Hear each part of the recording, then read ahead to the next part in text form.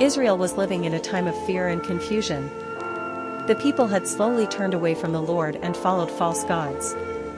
Their hearts were divided, and their faith had grown weak. King Ahab ruled the land, and his wife Jezebel encouraged the worship of Baal. Altars to false gods stood tall, while the altar of the Lord lay broken and forgotten.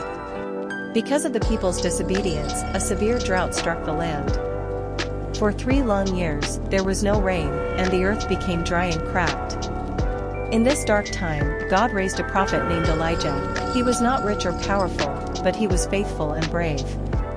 Elijah stood alone for the truth, even when everyone else followed lies. He trusted God completely, even when the situation seemed impossible. One day, Elijah appeared before King Ahab and challenged him. He called the people of Israel to gather on Mount Carmel. There, Elijah faced 450 prophets of Baal. The crowd watched closely, unsure of what would happen next. Elijah spoke boldly to the people, asking, "How long will you waver between 2 opinions? If the Lord is God, follow him." He proposed a test to reveal the true God. 2 bulls would be prepared for sacrifice, but no fire would be set. The prophets of Baal would call on their God, and Elijah would call on the Lord. The God who answered by fire would be the true God. The prophets of Baal went first. They prayed loudly, danced, and cried out from morning until evening. But no voice answered them. No fire came.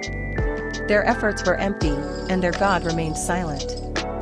When it was Elijah's turn, he repaired the broken altar of the Lord using 12 stones, reminding Israel of their true identity. He placed the sacrifice on the altar and poured water over it again and again, making the situation humanly impossible. Then Elijah prayed a simple and humble prayer. He asked God to reveal himself so the people would know the truth. Suddenly, fire fell from heaven. It burned the sacrifice, the wood, the stones, and even the water in the trench. The people fell on their faces in fear and awe. They cried out, "The Lord, He is God! The Lord, He is God!" In that moment, faith was restored, and doubt was defeated by God's power.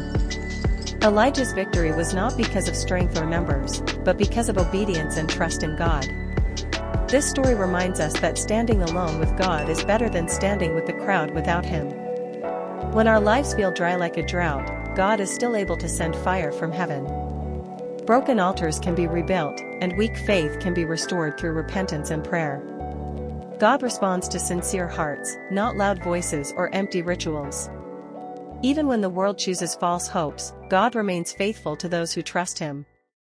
Just as God answered Elijah, He can answer us today, showing His power, renewing our faith, and proving that He alone is God.